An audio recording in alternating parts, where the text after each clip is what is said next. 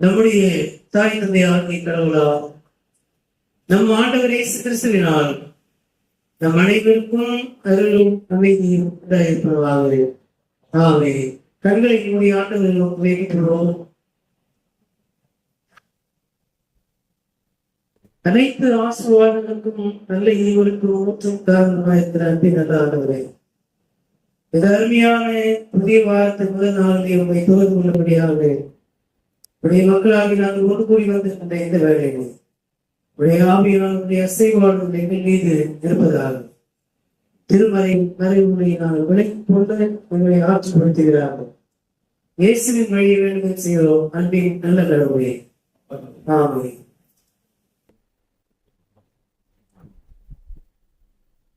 திருத்துவ திருநாளுக்கு பின்வரும் 7ஆம் ஞாயிறில் சொல்லப்படுகின்ற இந்த நாளில் படித்து சிந்திக்கும்படியாக முன்குறிக்கப்பட்டுள்ள நற்செய்தி பகுதி தூய மத்தேயு என்ற நற்செய்தி நூல்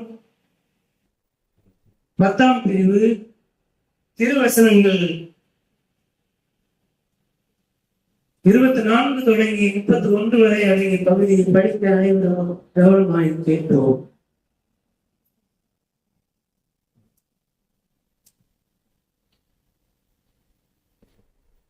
தூய மத்தேயு நற்செய்தி நூல் 10ஆம் பிரிவு திருவசனங்கள் 24 தொடங்கி 31 வரை.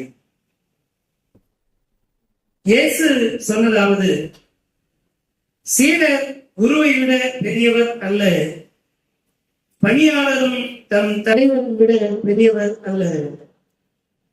சீடர் தம் குருவை போல் ஆகட்டும், பணியாளர் தம் தலைவரை போல் ஆகட்டும், அதுவே போதும்.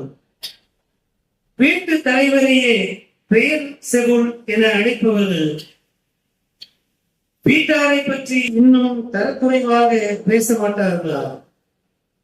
எனவே அவர்களுக்கு அஞ்ச வேண்டாம். ஏனெனில் வெளிப்படாதவாறு மூடப்பட்டிருப்பது ஒன்றும் இல்லை, அறிய முடியாதவாறு மறைந்திருப்பதும் ஒன்றும் இல்லை. நான் உங்களுக்கு இருளில் சொல்வதை நீங்கள் ஒளியில் கூறுங்கள், காதோடு காதாய் கேட்பதை வீட்டின் மேல் தளத்திலிருந்து அறிவியுங்கள். ஆன்மாவை கொல்ல இயலாமல் உடலை மட்டும் கொள்பவர்களுக்கு அஞ்ச வேண்டாம். ஆன்மாவையும் உடலையும் நரகத்தில் அழிக்க வல்லவருக்கே அஞ்சுங்கள். காசுக்கு 2 சிட்டுப்பிரிவுகள் நிற்பதில்லையா? எனினும் அவற்றுள் ஒன்று கூட உங்கள் தந்தையின் விருப்பமின்றி தரையில் விழாது. உங்கள் தலைமுடியெல்லாம் எண்ணப்பட்டிருக்கின்றது. சிட்டுக்குருவிகள் பலவற்றை விட நீங்கள் மேலானவர்கள். எனவே அஞ்சாதீர்கள் என்பதை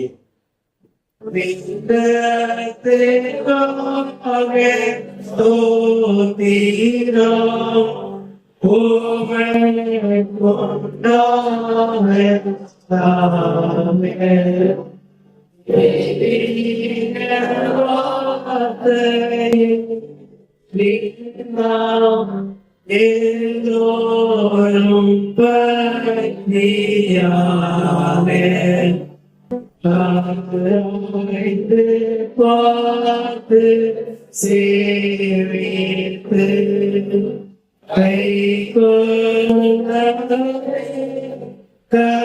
களாட்சித்து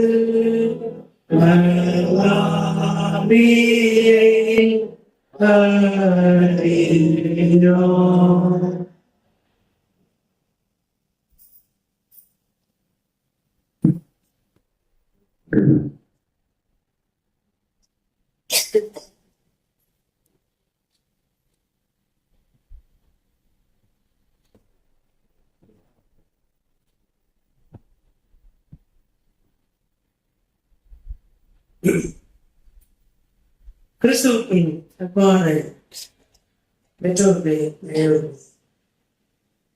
கருமையான சகோதர சகோதரி வாழ்வுடைய குழந்தைகளே, அனைவரையும் ஆண்டவர் இயேசு கிறிஸ்துவின் திருப்பெயராலே வாழ்த்துகின்றேன்.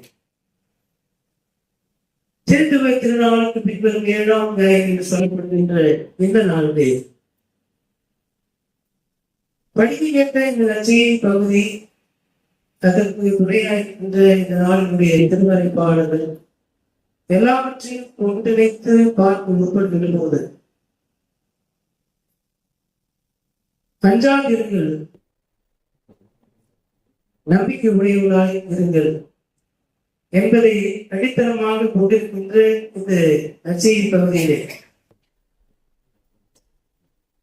ஆண்டவர் உங்களுக்காக போரிடுவார், நீங்கள் சும்மா இருப்பீர்கள்.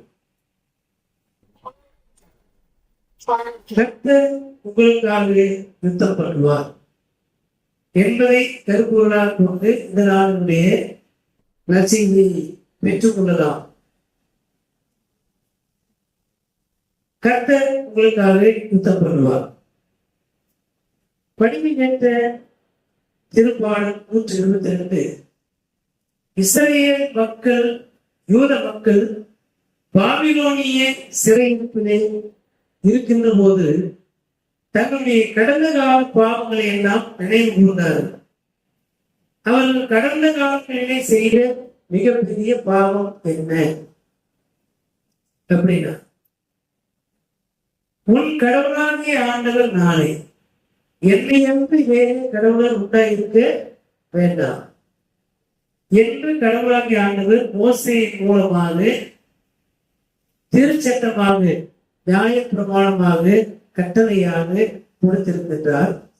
அந்த கட்டளையை இஸ்ரவேல் மக்கள் கானான் தேசத்தை சுதந்திரித்த பிறகு 400 மேனியும் பொழுது மன்னனுமாக விசுவாசத்திலே வளர்வதற்கு பதிலாக விசுவாசத்திலே வீழ்ந்து போனார்கள்.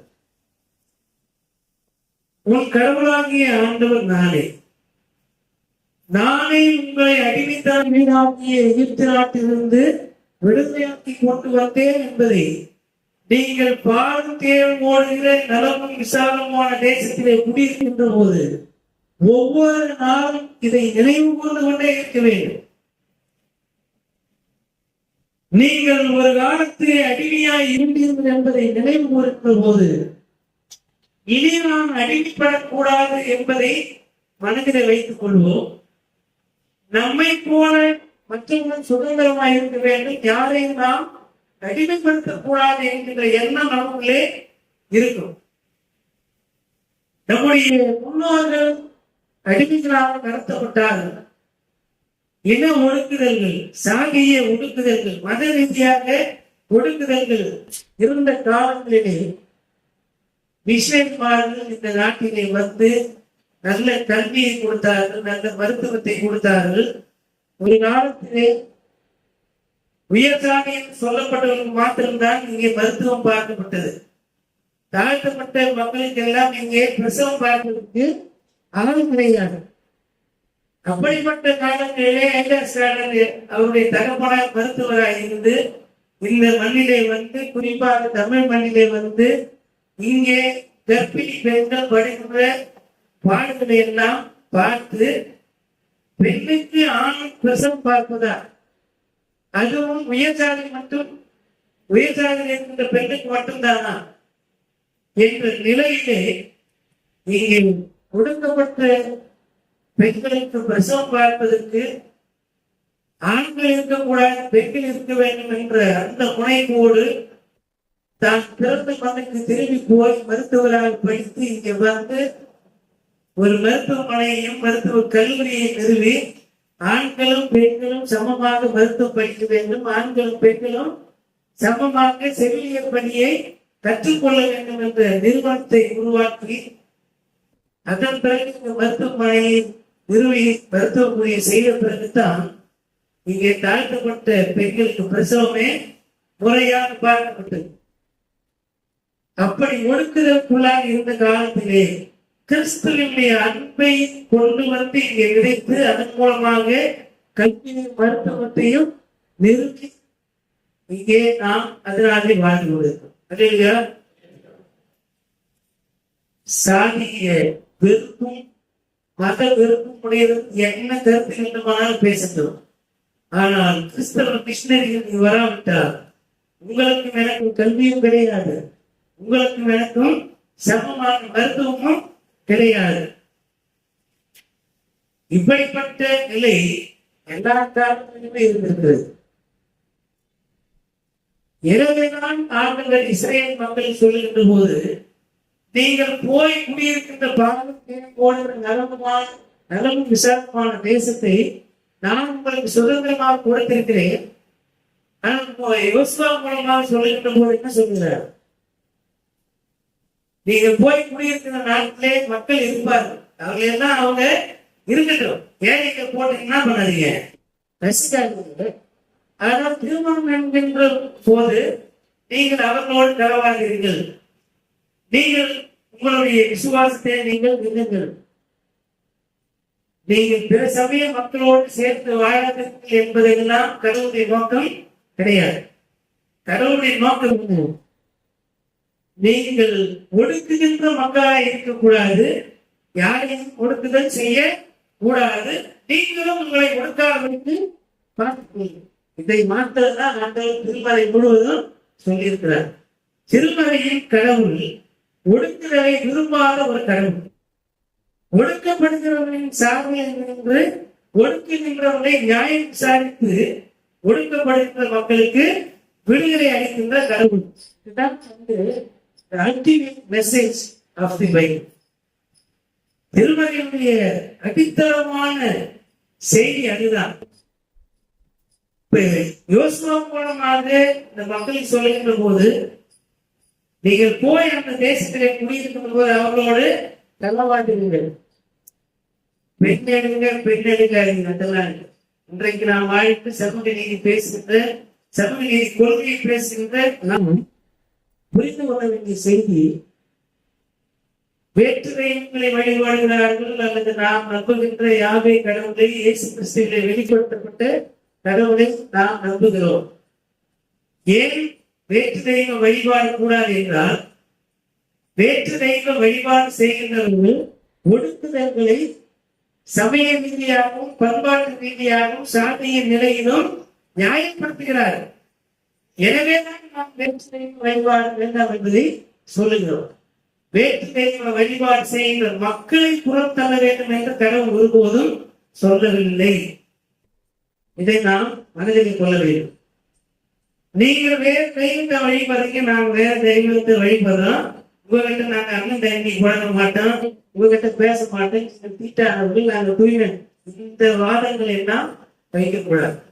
அப்படிப்பட்ட வாதத்தை கடவுளை அறிவிருக்கிறார். மோசேயின் காலத்திலே, யோசுவா காலத்திலே இஸ்ரேல் மக்களுக்கு சொல்லப்பட்ட செய்தி எல்லாவற்றையும் யோசுவா சொன்ன பார்வையிலேயே நாம் புரிந்து கொள்ளக்கூடாது. யோசுவா இஸ்ரேல் மக்களுக்கு மாத்திரம் சொன்னார். அந்த நாளை நாடாது போராடி அவர் எடுத்திருக்கிறார். ஆனால் நாம் பரிசமய சூழல் சார்ந்து மண்ணிலே வாழ்கின்ற போது, நீங்க அந்த சார்ந்து நாங்க இந்த சார்ந்து நாங்க உங்களோட பேசுவோம், அது அல்ல. உங்ககிட்ட நாங்க தண்ணி வாங்கி குடிக்கணும், அதெல்லாம் பேசுவோம். உங்களிடத்துல நாங்கள் பெண் கொள்ள மாட்டோம், அதெல்லாம் பேசுவோம். அப்படிப்பட்ட கோட்பாடுகளை ஆண்டவர் நிலைநிறுத்தவில்லை. அந்த கொள்கைகளை ஆண்டவர் விரும்புவதும் கிடையாது. எல்லா மக்களோடும் நாம் கூடி வாழ வேண்டும். சக மனிதர்களை நாம் நேசிக்கின்ற மக்களாக வாழ வேண்டும். என்னுடைய பற்றுதவி வாழ்வை இன்னொருக்கு இடர்களாக வைக்கக்கூடாது. அவர்கள் நம்புவதற்கும் ஏற்பதற்கும் நாம் முதலாக நம்மை பற்றியதிலே உண்மையுள்ளவராக இருக்க வேண்டும். அதுதான் முதல் செய்தி. நான் இயேசு கிறிஸ்துவை மீட்பதாக நம்புகிறேன், அவருடைய கோட்பாடுகளை நான் ஒழுங்க கடைபிடிக்கிறேன் என்பதுதான் நமக்கு முன்பாக வைக்கப்படுகின்ற முதல் கேள்வி. அப்போ நான் கடவுளை நம்புகிறேன், அதுவும் இயேசு கிறிஸ்துவிலே வெளிப்பட்ட யாவே கடவுளை நம்புகிறேன். நம்புகின்ற போது அவருடைய திருவுளத்தின்படி நான் வாழ்கிறேனா? நான் தூயவன், ஆகையால் நீங்களும் தூயவராய் இருங்கள் என்று ஆண்டவர் சொல்லுகிறார். நம்முடைய அறநெறி வாழ்விலே, என்னுடைய தனி மனித வாழ்விலே நான் கட்டளையிலே சொல்லப்பட்ட எல்லா அறநெறிகளையும் கடைபிடிக்கிறேனா? பொய் சாட்சி சொல்லாதிருப்பாயாக, விக்கிரக ஆராதனை செய்யாதிருப்பாயாக, களவு செய்யாதிருப்பாயாக, பிறன் பொருளை இச்சையாதிருப்பாயாக, பெற்றோர்களை மதித்து நடப்பாயாக. இதையெல்லாம் ஒரு தனி நபர் விசுவாசியாக நான் கடைபிடிக்கிறேன். இதுதான் எனக்கு முன்பாக வைக்கப்படுகிற முதல் கேள்வி. அதையே நான் கடைபிடிக்காம நான் கிறிஸ்துவை பிரதிபலிக்கின்ற ஒரு கிறிஸ்டியனாக நடந்து கொள்ளாமல் பிற சமய மக்களுக்கு போய் கிறிஸ்துவை அறிவிப்பதனாலே படிக்கின்றன. அறிவிப்பதற்கு முதலாவது எனக்கு தகுதி இருக்கிறதா என்ற கேள்வி நாம் நமக்குள்ளே தனிநபராக ஏற்றுக்கொள்ள வேண்டும். ஆகவே பிற சமய நம்பிக்கையுடைய மக்களையும் பிற பண்பாட்டையும் புறம் தள்ள மக்களை ஒதுக்கி தருகின்ற வேலை செய்வதற்கு அல்ல. அந்த பண்பாட்டுக்குள்ளே கடவுளுக்கு விரோதமான சக மனிதரை ஒடுக்குகின்ற கோட்பாடு இருக்கிறதா, அந்த கோட்பாட்டை நாம் கடைபிடிக்க கூடாது. கிறிஸ்தவர்களாக இருக்கிறோம், சாதி வாழ்க்கையாக இருந்தால் நாம் கிறிஸ்தவர்கள் கிடையாது. சக மனிதரை அன்பு செய்யாமல் விரோதிக்கிறோமா, நாம் கிறிஸ்தவர்கள் கிடையாது. எனக்கு அடுத்திருக்கின்ற மனிதனை என்னுடைய அதிகாரத்தை பயன்படுத்தி ஒடுக்க நினைக்கிறேனா, அப்போது நான் கிறிஸ்தவன் கிடையாது. We are antichrist. When we are against the commandments, we are antichrist. நாம் கட்டளைகளுக்கு எதிராக இருக்கின்ற போது, கட்டளைகளை கடைபிடிக்க விரும்பாதவர்களாக இருக்கின்ற போது, நாம் கிறிஸ்துவுக்கு எதிரான மனநிலை உடையவர்களாக அந்தி கிறிஸ்துவாக இருக்கிறோம். விக்கிரக ஆராதனை செய்கிறதோடு சம்மதம் காட்டக்கூடாது. அதான் தேவை. நீ விக்கிரக ஆராதனை செய்யாது. அப்ப விக்கிரக ஆராதனை எதுன்றது நமக்கு தெரியல. கல்லினாலோ மண்ணினாலோ மரத்தினாலோ பொம்மை செய்துவிட்டு வணங்குவதுதான் விக்கிரக வழிபாடு என்று நாம் நினைக்கிறோம். அது ஒரு விதமான சிலை வழிபாடு. ஆனால் என்ன விதமான சிலை வழிபாடுகள் கடைபிடிக்கிறோம் அப்படின்னா, உயர் அதிகாரத்திலே இருக்கின்றவர்களை தெய்வமாக மதிக்கிறோம்.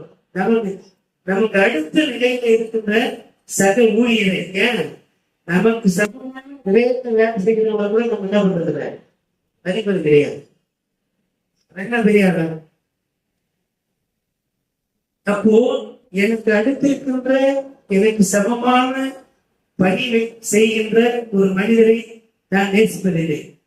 அவரால் எனக்கு என்ன ஆகக்கூடாது. எனக்கு மேல் அதிகாரினா அவர் என்னை பத்தி சர்டிபிகேட் கொடுத்தாங்க, அதனால எனக்கு ஒரு ப்ரமோஷன் கிடைக்கும் இல்லையா? அப்ப அதுக்கு பேர் என்ன?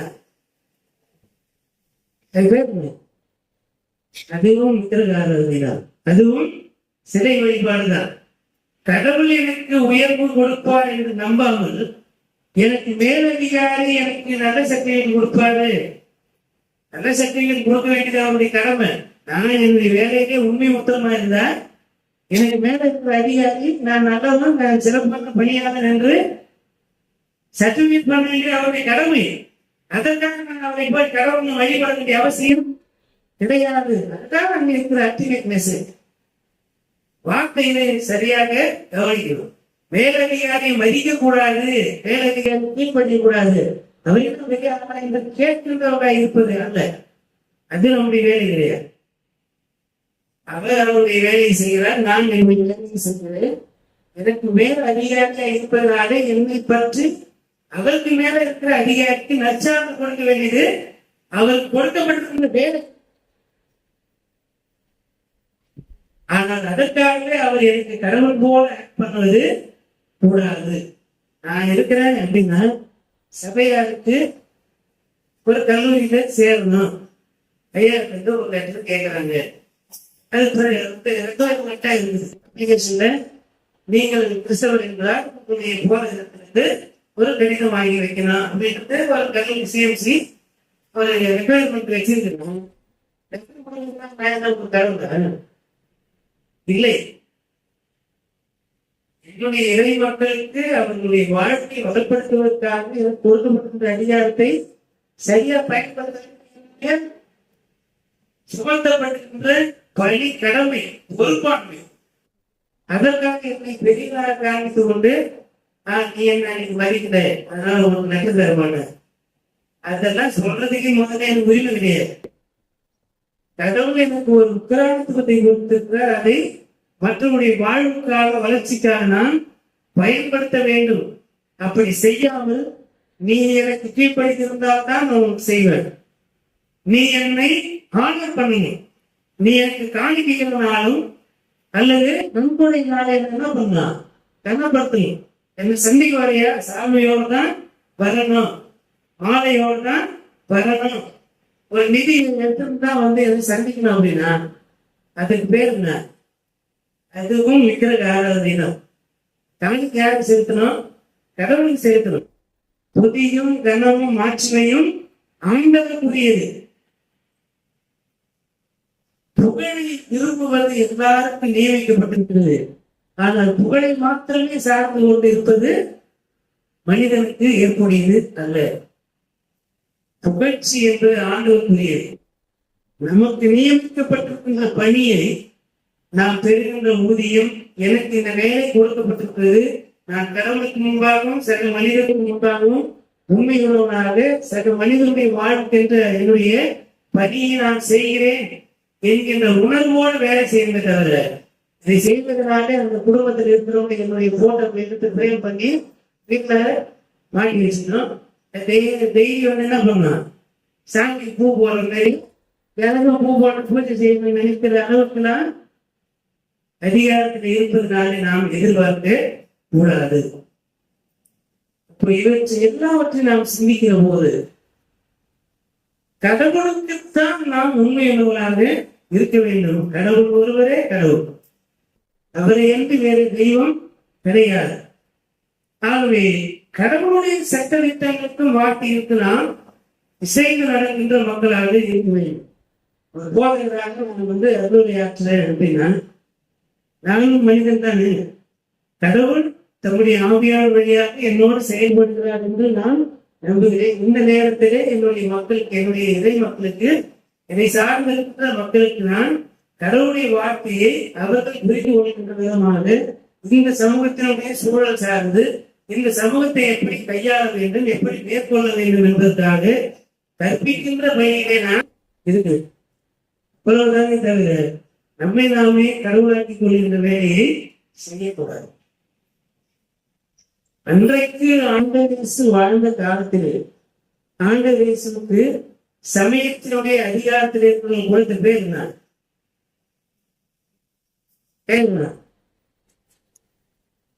பிசாசிலே தலைவர். நீங்க இந்த சமூகத்துல நியாயத்துக்காக போறாங்கன்னா உங்களை பார்த்து என்ன சொல்லுவான், அவனுக்காக பைத்தியக்காரன் இல்லையா? நியாயத்தை பேசினா அவன் பைத்தியக்காரன், அவனுக்கு மனநிலை சரியில்லை. அவன் வந்து ஒருவேளை அவனுக்கு பிசாசு புரிஞ்சிருக்கும். அப்புறம் உச்சாரத்துல போய் அவன் இருந்தாங்க முதல்ல அவன் சொல்லுவான், ஒருவேளை அவனுக்கு பைத்தியம் புரிஞ்சிருக்குமோ சொல்லுவான். கடைசியில என்ன சொல்லிடுவான், மெய்யாகவே அவன் பைத்தியக்காரன் தான், மெய்யாகவே அவன் பிசாசினாலே பிடிக்கப்பட்டவன். அப்போ யூத சமயத்தை ஆண்டவர் இயேசு நேரடியாக போய் போதல. மக்களுக்கு யார் உண்மையான கடவுளுடைய ஊழியக்காரர், யார் உண்மையான கடவுள், கடவுளுடைய வார்த்தை எது என்பதை மக்களுடைய கொடிநடையிலே அவர்களுக்கேற்ப கதை சொல்லி ஊமைகளின் வழியாக போதித்தார். அப்படி போதித்து ஒரு 12 பேர் சீடராக தெரிவு செய்து அந்த 12 பேர் என்ன பண்ணாரு, 2 பேரை கிராமங்களுக்கு அனுப்பி வைத்தார். அந்த கிராமத்துக்குள்ளே போய் நட்சத்திரை அறிவிக்கிறார். இப்ப அறிவிக்கும் போது சில ஊர்ல என்ன பண்றான், உள்ள வரக்கூடாது, நீ டாக்ஸ் கொடுக்க கூடாது, இது எங்களுடைய சாதி பேரு, எங்களுடைய மக்கள் வாழுது, எங்களுடைய சமயத்தை சார்ந்த, நீ இங்க வந்து டாக்ஸ் கொடுக்குற, பயன் கொடுக்குற, இப்படி விரட்டி எடுக்கிறாங்க.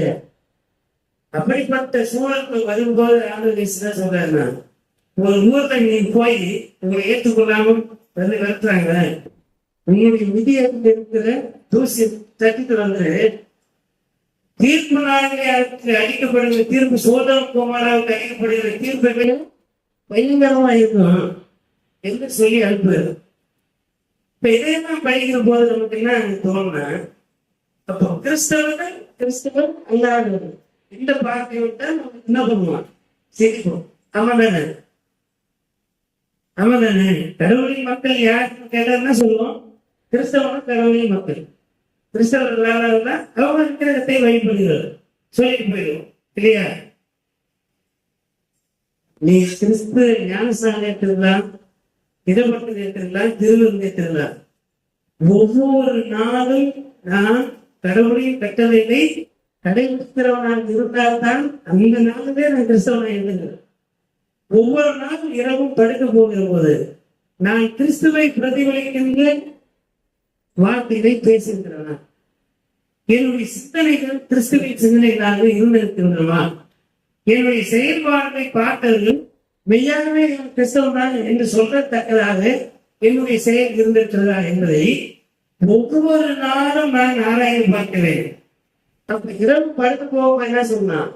ஆண்டவரே, இந்த நாளிலே நான் கிறிஸ்துவுக்கு ஏற்படைய எல்லாவற்றை செய்திருந்தேன், வண்டியும் எந்த நேரத்தான் செய்தியா நான் திரும்பி செய்யாதபடிக்கு நான் புதிய நாளை காண்கின்ற போது உண்மை கிறிஸ்துவை பிரதிபலிக்கின்ற கிறிஸ்துவின் சீலனாக இருக்க வேண்டும் என்று சொல்லி நம்முடைய நாளை தொடங்குகின்ற அளவுக்கு நம்முடைய விசுவாசத்திலே தெளிவுள்ளவர்களாக தூய்மை உள்ளவர்களாக இருப்பதற்கு அழைக்கப்படுகின்றோம்.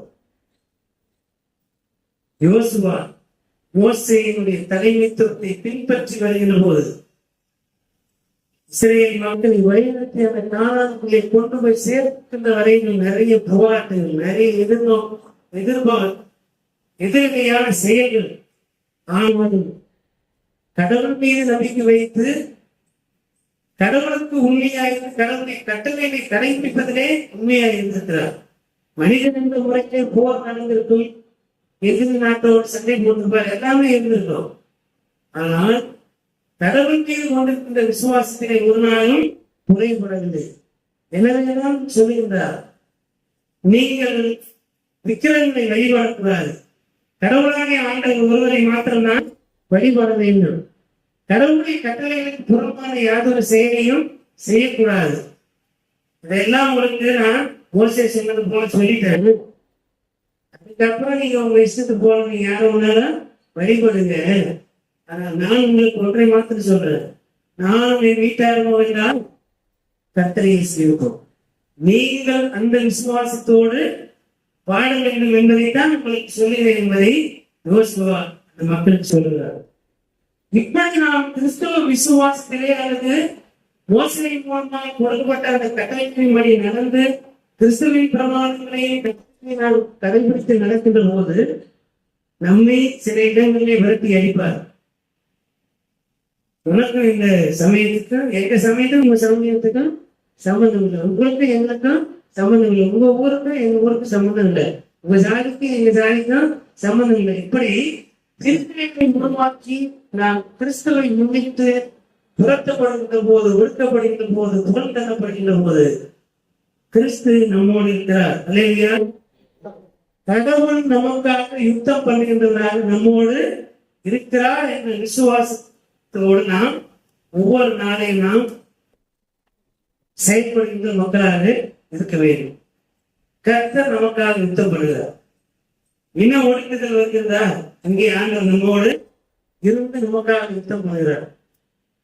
சாதியின் பெயராக, மதத்தின் பெயராக நாம் துன்புறுத்தப்படுகின்ற போதெல்லாம் அங்கே அந்த ஆண்டவர் நமக்காக யுத்தம் பண்ணுகின்ற ஆண்டவராக இருக்கின்றார். இந்த இடத்திலே வந்து பார்த்தோமானால் இஸ்ரேல் மக்கள், அந்த யூத மக்கள் பாபிலோனின் சிறையிருப்பில் இருக்கிறார். ஏனென்றால் கட்டளைகளை எல்லாம் அவர்கள் கடைபிடிக்கவில்லை. பேற்று தெய்வ வழிபாடு செய்தார்கள். ஆலயத்துக்குள்ளே பிரிவினை செய்த மக்களாக இருந்தார்கள். யூதர் என்றும் யூதர் அல்லாதவர் என்றும் பிரித்து பார்க்கின்றவராக இருந்தார்கள். பிற சமய மக்களை தீட்டானவர்கள் என்று ஒதுக்கினார்கள்.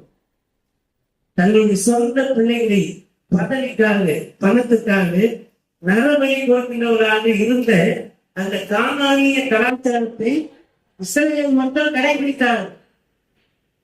இப்படியெல்லாம் செய்து கடவுளுக்கு அருவருப்பானதை செய்யபடினாலே கடவுள் அவர்களை யூதேயா நாட்டிலிருந்து பாபிலோனிய நாட்டிற்கு நேபுகத்நேச்சர் மூலமாக சிறையிருப்பாக கொண்டு போகப்பட்டார். 70 ஆண்டு சிறையிருப்புக்கு பிறகு மீண்டுமாக அவர்களை எருசலேமுக்குள்ளே கொண்டு வருகின்ற போதுதான் சிதறி கிடந்த யூதர்கள் பாடுகின்ற பாடம் தான் 122வது சங்கீதம். கர்த்தருடைய ஆலயத்திற்கு, ஆண்டவருடைய ஆலயத்திற்கு கோபம் வாருங்கள் என்று அவர்கள் எனக்கு சொன்ன போது மன மகிழ்ச்சியாக. அப்ப இந்த ஒடுக்குதல்களும் துன்பத்திற்கு அவங்களுக்கு என்ன அனுபவத்தை கொடுத்திருக்கிறது என்றால், கடவுளை விருதியாக்குகிறவர் இத்தனை ஆண்டுகள் தலைமுறை கடந்து ஆண்டவருடைய ஆலயத்துக்கு செல்ல முடியாதபடிக்கு நாம் நசுக்கப்பட்டோம், ஒடுக்கப்பட்டிருந்தோம். இப்போது ஆண்டவர் எங்களுக்கு விடுதலை அளித்து ஆண்டவருடைய ஆலயத்துக்கு சென்று அவரை காணும்படியாக, அவரை துதிக்கும்படியாக, அவரை மாற்றுப்படுத்தும்படியாக, அவருடைய அந்த மகிமையான இருப்பு நிலையிலே பிரசனத்திலே நாங்களும் பங்கேற்கும்படியாக ஆண்டவர் எங்களுக்கு ஒரு வாய்ப்பை மீண்டும் கொடுத்திருக்கிறார். எனவே நாம் மன மகிழ்ச்சியாக இருக்கிறோம். இனி நாங்கள் ஆராதனை செய்ய மாட்டோம், இனி நாங்கள் கடவுளுடைய கட்டளைக்கு விரோதமாக நடக்க மாட்டோம் என்பதை உறுதி பண்ணி எடுத்துக் கொண்டவர்களாகத்தான் இப்போது அவர்கள் எருசலேமுக்கு செல்கிறார். நாம் ஆண்டவருடைய ஆலயத்தில் வருகின்ற போது இந்த பிற சமய பண்பாடு கலாச்சாரங்கள், கல்யாணம், போராட்ட பல நேரங்களில் நமக்கு கன்ஃபியூஷன். இந்த சடங்கு செய்யலாமா, இந்த சடங்கு செய்யலாமா, அவங்களுக்கு முறைப்படி அடக்கம் பண்ணலாமா, நம்ம முறைப்படி அடக்கம் பண்ணலாமா, இந்த பிரச்சனை எல்லாம் வந்துட்டு ஒரு முறை ஞானஸ்நானம் எடுத்துட்டார். அதன் பிறகு கன்ஃபியூஷனுக்கே இடம் கிடையாது. விசுவாசத்திலே நாம் மூன்று கட்டப்பட்ட மக்களாக இருக்க வேண்டும். அதை தாண்டி இவைகள் எல்லாமே வந்து பிற சமய பண்பாடு கலாச்சாரம் இவைகள் எல்லாம் விக்கிரக ஆராதனைக்கு உரியவைகளாக இருக்கிறது, கடவுளுக்கு ஏற்புடையதாக இல்லை என்று பார்க்கின்ற போது இவைகளெல்லாம் ஒரு விதமான பற்றுறுதிக்கான வழிகாட்டு முறைகள். இன்னொரு சோசியல் பெர்ஸ்பெக்டிவ்ல இருந்து பார்க்கணுமா, அதிகாரத்தில் இருக்கிறவர்களை கடவுளாக வழிபடுகின்ற கொடூரமான பாவத்தை நாம் செய்யவே கூடாது. அதைத்தான் அப்போஸ்தலர் 13ஆம் அதிகாரம், திருத்தூதர் பணிகள் 14ஆம் அதிகாரம் படிக்க கேட்ட 8-20 வசனங்களே, ஒரு மனிதன் பிறகு அவன் நடக்க முடியாத இருந்தால் அவனை நடத்த வைக்கிறார் பவுல். ஏன் நடக்குதுன்னா, கடவுளை குறித்து சிலுவையிலிடப்பட்ட இயேசுவை குறித்தும் பவுல் இங்கே அருளுரையாற்றினார்.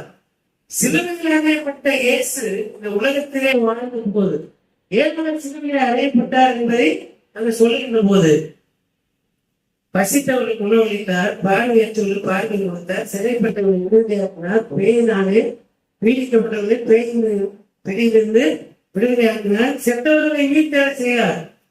இதை அறிவிக்கின்ற போது அந்த லீஸ்திரா பட்டணத்தை சார்ந்த அந்த மனிதனுக்கு இயேசுவின் மீது ஒரு விசுவாசம் வருகிறது.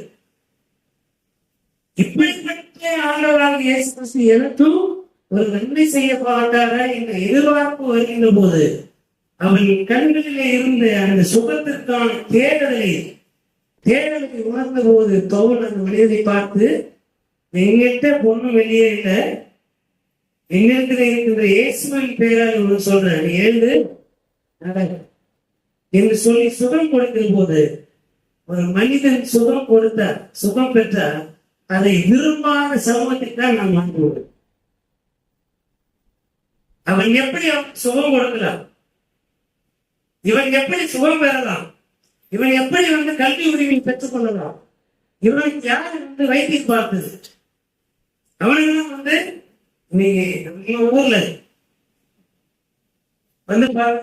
போனாங்க. பழங்குடி மக்கள் மக்கள் அங்கே இருக்கிறாங்க, பிள்ளைகளுக்கு இளம் பிள்ளை வாழ்க்கை இருக்கிறாங்க. இந்த வீஹெச்எம் சொல்றாங்கல்ல, வில்லேஜ் ஹெல்த் நர்சரி, அவங்களாம் போகவே மாட்டாங்க. அப்படிங்கிற ஒரு கேள்வி நமக்கு வருதா இல்லையா? இப்ப இத்தனை ஆண்டு காலமாக நம்முடைய தமிழக அரசு பல்வேறு நலத்திட்டங்களை அறிவித்து இந்த சமூகத்திலே இளம் பிள்ளை வாரத்தினாலே பாதிக்கப்பட்ட மக்கள் இருக்கிறாங்கன்னா அதை செய்யாம விட்டு அவருடைய செய்யாம விட்டது. இப்ப அந்த வீழ்ச்சியா இருக்கிறவங்க என்ன செய்தார்கள்? இங்க மருத்துவ துறை என்ன செய்கிறது? கடற்பாடி மக்களுக்கு போய் நன்மை செய்கிறதா? இன்னும் மீதிகளே கரண்ட் இல்லைன்னு சொல்றாங்க. இன்னும் சில ஊருக்கு ரோடு இல்லைன்றாங்க. அப்போ என்னதான் இங்க செய்யணும் அப்படின்னு கேள்வி நமக்கு வருது இல்லையா? இப்போ அடையாளம் காணப்படாத மக்கள், காண்பிக்கப்பட்ட நிலையிலே இருக்கிற மக்கள், விசாரிக்கப்படாத இருக்கிற மக்கள் எல்லாம் விசாரிக்கின்ற வேலையை செய்யாமல் நாம் என்ன கிறிஸ்தவர்களாக இருக்கிறோம்? நான் உண்டு, என் மனைவி உண்டு, என் பிள்ளை உண்டு, என் வீடு உண்டு. I have lived in a sophisticated atmosphere. அவ்வளவுதான் நம்முடைய அப்படியே காலம் போய் வசனத்தை கேட்கிறோம், பிரசங்கிக்கிறோம். எத்தனை பேர் போய் நான் கேட்ட புத்தகத்தை வெளியில போய் சொல்றோம்? சரி செய்ய அருளுரை கேட்கிறவராக இருக்கிறோம் தவிர அருளுரையை மற்றவர்களுக்கு பிரசங்கிக்கிற மக்களாக நாம் முதல்ல இல்லை. மன அழுத்தத்தாலும் தனிமையினாலும் இருக்கின்ற மக்களுக்கு கிறிஸ்துவின் சிந்தனையை, கிறிஸ்துவனுடைய நற்செய்தியை அறிவிப்பதற்கே நாம் இன்னமும் முயற்சி செய்யாத நிலையில் தான் இருக்கிறோம். ஏன்னா வெளியே போன்னு சொல்லிடுவானே அப்படின்னு பையன். ஆனா என்ன, பவுல் யூபித்தர் மெர்க்குரியும் சொல்லப்படுகின்ற புதன் கோளையும் வியாழன் கோளையும் கடவுளாக வணங்குகின்ற மக்கள் மத்தியில் தான் போய் என்ன பண்றாரு, பிரசவம் பண்றாரு. மெர்க்குரினா என்ன, ஜூபிட்டர்னா என்ன அப்படின்னா மாஸ் அப்படின்னா புதன் கோள் இல்லையா? ஜூபிட்டர் அப்படின்னா வியாழன் கோள். இப்போ புதன் கோளையும் இங்க கோள்களின் கடவுளாக நம்மளுக்கு சூரியனுக்கும் சந்திரனுக்கும் எப்படி கடவுள் என்ற பெயரை வச்சு வழிபடுகிறார்களோ அப்படி புதன் வியாழனை, புதன் கோளையும் வியாழன் கோளையும் தெய்வமாக வழிபடுகின்ற மக்கள் தான் பவுல் இயேசு கிறிஸ்துவை குறித்து அறிவிக்கிறார்.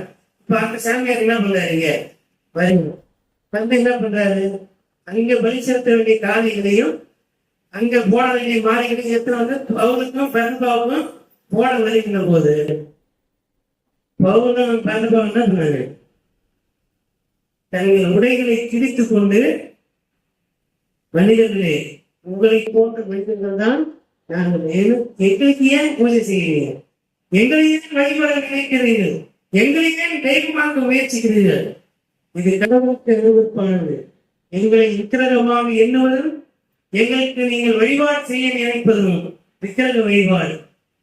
எனவே இந்த பாவமான காரியத்தை செய்யாதீர்கள், எங்களுக்கு அடையுங்க, செய்யாதீங்க. நாங்கள் கடவுளுடைய ஊழியக்காரத்தை தவிர நாங்கள் கடவுள் தவிர. இங்கதான் நீங்க உங்களுடைய திருச்சபையை குறித்து சிந்திக்க வேண்டியது. ஊழியத்தை செய்கின்றதாம். நீங்க வந்து டெலிவிஷன் ஊழியர் எல்லாமே போய் பார்த்தோம்னா ஊழியக்காரர்கள் விசுவாசிகளை தன்னுடைய காலடியின் கீழ் வைக்க நினைக்கின்ற ஊழியர்கள் தான் நடக்கிறதை தவிர கிறிஸ்துவனுடைய சிலுவை அமைத்து கொண்டு போய் சேர்க்கின்ற ஊழியத்தை எந்த ஊழியமும் செய்யவில்லை.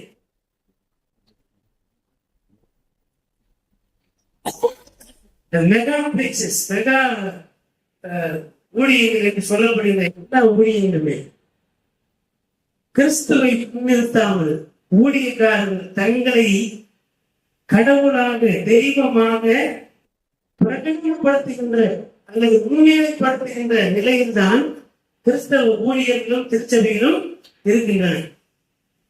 தசம வாங்கணும், காய்க்கு வாங்கணும், சொகுசர் வாழணும். விசுவாசிகள் எலும்பும் தோலமாக இருக்கிற ஊழியர்களும் போலர்களும் உளுத்தர்களும் புஷ்டியமா சுகர் ஊசி போடுற நிலைமையில் தான் இருக்குது. விசுவாசிகள் சுகர் ஊசி போடுற அளவுல இல்லை, ஏன்னா உடம்புல சுகரே இல்லை. சுகர் வர அளவுக்கு தெரிஞ்சு விசுவாசிகளுக்கு இல்லை. ஆனால் அப்படிப்பட்ட விசுவாசிகளும் தசமமாக வாங்கி ஆடம்பரமாக சொகுசாக வாழ நினைக்கின்ற சபை அதிகாரங்களை கடவுளாக நினைக்காதீர்கள் என்று இந்த நாளில் ஆண்டவர் நம்மை எச்சரிக்கிறார். சபையத்தினுடைய அதிகாரத்தில் இருக்கிறவர்கள் எங்களுக்கு நீங்கள் 6 உயரம் மாலை போட வேண்டும், வேறு யாருக்கோ பயன்படுத்தின சாமி கொண்டதுனால நீங்க போட்ட முடியாது. விலை உயர்ந்த சாமிகளை எங்களுக்கு அணிவிக்க வேண்டும், மாலையும் போடணும், சட்டையும் அழுக்காக கூடாது. நினைக்கிறோமா இல்லையா? மாலை போடணுன்றாங்க, ஆனா சட்டை அழுகக்கூடாது, அங்கி அழுகக்கூடாது. அதுக்கேற்ற மாதிரி வெள்ளை மாறு, அதற்கேற்ற மாதிரி சாமி, அதற்கேற்ற மாதிரி வந்து பேனர் வாக்கி பேனர் வைக்கிறோம். இந்த விதமான கல்ச்சர் தான் பவுனுடைய சிந்தனைக்கு அப்படியே எதிராக இருக்கிறது. கிறிஸ்துவின் மனநிலைக்கு எதிராக இருக்கிறது. சிலுவையில் அறையப்பட்ட கிறிஸ்துவை அறிவிக்காமல் ஆடம்பரமாக வாழ்வதற்காக கிறிஸ்துவை ஆசீர்வதிக்கிறார், இயேசுவை அழைக்கிறார், இயேசு விடுவிக்கிறார், இயேசு வீழ்விக்கிறாரு, இயேசு வந்து சுகமளிக்கிறார் என்றெல்லாம் சொல்லி மக்களுக்கு வந்து கவர்ச்சிகரமான வார்த்தைகளை பயன்படுத்தி வசீகரமான வார்த்தைகளாலே காணிக்கைகளை பிடுங்கி வாழ நினைக்கிறோம் தவிர பாவம் செய்யாதிருங்கள். சிலுவையில் அறையப்பட்ட இயேசுவினுடைய சீடராய் என்று சொல்லுகின்ற ஊழியத்தை செய்கிறோமா என்றால் இல்லை. நீங்க பாவம் செய்யாதுன்னு சொன்னா அடுத்த வாரம் நம்மளும் என்ன பண்ணுவான், இந்த ஐயர் வேணாங்க, ஆசீர்வதிக்கிற ஐயரா அனுப்புங்க, இல்லைன்னா நான் வேற கோயிலுக்கு போறேங்க. நம்ம தான் இருக்கிறோம். நம்ம குற்றப்படுத்துவதாக நினைக்கிறோம், குற்றம் செய்யணும், ஆனா யாருமே இந்த குற்றவாளின்னு சொல்லிக்க கூடாது என்று நினைக்கிறோம். நாம் பாவம் செய்கிறோம், ஆனால் பாவம் கடவுள் நம்மை ஆசீர்வதிக்கணும்னு நினைக்கிறோம். நம்முடைய பாவங்களை விட்டுவிட வேண்டும். கடவுளுக்கு விரோதமான பாவங்கள், சிலுவையிலே அறையப்பட்ட இயேசுவுக்கு விரோதமான செயல்களை எல்லாம் நாம் விட்டுவிட வேண்டும். கிறிஸ்து ஒருவர் மாத்திரம்தான் எனக்காக சிலுவையிலே அறையப்பட்டிருக்கிறார். வேறு எவருமே எனக்காக சிலுவையிலே அறையப்படவில்லை. வேறு எவரும் எனக்கு ரட்சகரும் கிடையாது. இங்கே திருச்சபையாகட்டும் சமூகமாகட்டும் இயேசுவை தவிர இங்கே யாரும் இங்கே மகாத்மாக்கள் கிடையாது. அதனால்தான் அண்ணல் அம்பேத்கர் சொல்லியிருப்பார், மகாத்மாக்கள் வருவார்கள் போவார்கள், நம்முடைய விடுதலை நாம தான் போராடி பெற்றுக்கொள்ள வேண்டும். இங்கே அதிகாரத்தில் இருக்கிறவர்கள் எல்லாம் மகாத்மாக்களாக பார்த்து படித்தது. கடவுளை வழிபடாமல் அதிகாரத்தில் இருக்கின்றவரை தெய்வமாக வழிபடுகின்ற விக்கிரக ஆராதனை செய்கின்றவராக இன்றைய திருச்சபை விசுவாசிகளாக கவனிக்கிறோம். நமக்கு ஆண்டவர் கொடுக்கின்ற எச்சரிக்கை, நமக்கு ஆண்டவர் கொடுக்கின்ற வாக்கு தத்துவம், பயப்படாதீர்கள், கடவுள் மீது விசுவாசங்களவர்களாக இருங்கள். சரீரத்தை மாற்றும் பொருள்களுக்கு பயப்படாதீர்கள், சரீரத்தையும் ஆத்துமாவையும் அழிவிலே தள்ளத்தக்க ஆற்றலுடைய ஆண்டவருக்கு மாத்திரமே பயப்படும். நம்ம என்ன பண்ண தெரியுமா, சாமி என்ன வந்து ப்ரமோஷன் கொடுக்க போறாரு, இயேசுநாதர் வந்து அப்பாயின்மெண்ட் கொடுக்க போறாரு, இயேசுநாதர் வந்து ப்ரமோஷன் கொடுக்க போறாரு. இந்த மாதிரி ஆணவமான சிந்தனைகளையும் பேச்சு உடையதாக இருந்து கொண்டு ஐயா தான் எனக்கு வேலை போடுவார், ஐயா தான் என் குடும்பத்துக்கு தெய்வம். இதோட அபலமான நிலை இருந்தீங்களா? நீங்கள் கிறிஸ்தவராக இருக்க வேண்டுமானால் பேரையரோடு போட்டோ எடுத்துக் கொள்ளுங்கள் என்று சொல்லுகின்ற மோசமான போட்டத்தை உடைய திருச்சபை இருக்கிறது. நீங்களும் நான் கிறிஸ்தவன் யாரோட இருக்கணும், ஆண்டவனோடு இருக்கணும். பேரையரோட போட்டோ எடுக்கிறதுனாலையோ ஐயரோட போட்டோ எடுத்துக்கிறதுனாலையோ நீங்கள் கிறிஸ்தவராக இருக்க முடியாது. கிறிஸ்துவோடு சிலுவையிலே அறையப்பட வேண்டும். அப்பொழுதுதான் கிறிஸ்துவோடு கடவுளுடைய மகிமையிலே நாம் பங்கு பெற முடியும். ஆகவே எச்சரிக்கையாயிருப்போம்.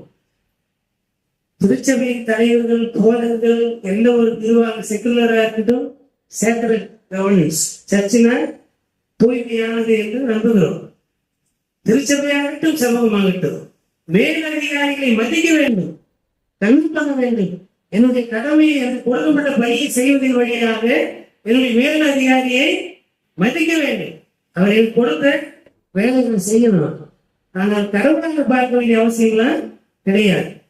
ஆனால் இன்றைக்கு விசுவாசிகளை பேராயர்னா தெய்வம், திருச்சபையுடைய தலைவர்னா தெய்வம், போதகர்னா தெய்வம் என்று கற்பிக்கின்ற நிலையில் தான் இன்றைய திருச்சபை இருக்கிறது. இந்த நிலை நீடிக்குமானால் திருச்சபை வீழ்ந்து போகும் அப்படின்னு நம்ம நினைப்போம். திருச்சபை ஆயிடுச்சுதான், திருச்சபை என்று இருக்கிறது, நான் வீட்டார் மறைந்து போவோம், நான் மறைந்து போவோம்.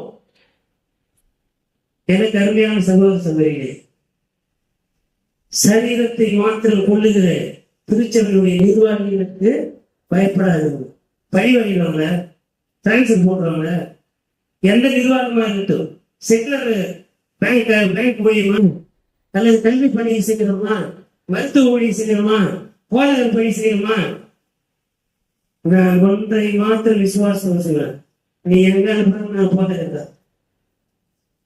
எங்க போட்டாலும் போதகர் தான். டெர்மினேஷனே பண்ணாலும் நான் போதகர் தான். ஏன்னா என்னை அழைத்தவர் கடவுள், என்னை அபிஷேகம் செய்திருக்கிறவர் கடவுள். உனக்கு அந்த அதிகாரத்தை கொடுத்திருக்கிற என் தலைமையில கையெழுக்கிறாமே தவிர என்னை அபிஷேகம் செய்கிறவர் கடவுள் என்கின்ற தெளிவு எனக்கு இருக்கிறது. இந்த விசுவாசம், இந்த தெளிவோடு மனிதர்களை தெய்வமாக வழிபடுகிற பொல்லாத பாவங்களை விட்டு விலகுங்கள். அப்போது நீங்கள் உங்கள் வீட்டாரும் பிழைப்பீர்கள். இதுதான் ஆண்டவர் நமக்கு கொடுக்கிற அறைகூவல். சரீரத்தை மாற்றம் கொள்ளுவதற்கு பயப்படாதீர்கள். சரீரத்தையும் ஆத்துமாவையும் வாழ்விக்க வல்லவர். நன்மை செய்தால் வாழ்விப்பார், நீதி செய்தால் நம்மை வாழ்வித்து வழிநடத்துவார். நாம் பாவம் செய்து விக்கிர ஆராதனை செய்து கடவுளுக்கு கொடுக்க வேண்டிய மகிமையை மனிதருக்கு கொடுத்து பாவம் செய்வோமையானால் நாம் நித்தியமான அந்த மரண கொள்கைக்கு நம்முடைய உடலையும் ஆத்மாவையும் அழித்து போடுவோம்.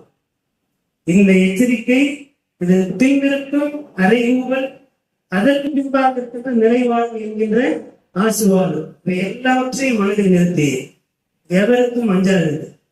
கீழ்ப்படிதல் என்பது வேறு, அடிமையாக இருப்பது என்பது வேறு. கீழ்ப்படிதல் என்பது வேறு, அடங்கி போவது என்பது வேறு.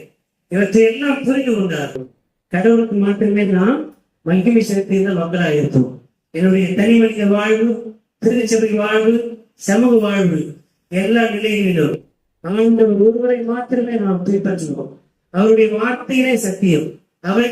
அவருடைய வார்த்தையை மாத்திரமே நமக்கு வாழ்வழிக்கும், நம்மை உயிர்ப்பிக்கும் ஆற்றுவழியாக இருக்கிறது என்ற புரிதலோடு, தெளிவோடும், விசுவாச அறிக்கைகளோடு நம்மை மாநிலத்தில் ஒப்பு கொடுப்போம்.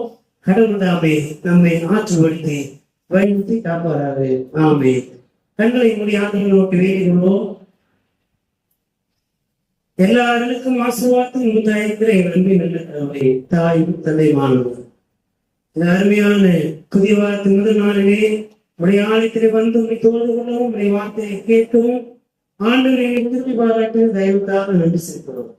நீரை ஆட்கொண்டு வாழ்த்தி இப்பொழுது உடைய வார்த்தையால் நிறைந்திருக்கிறேன்.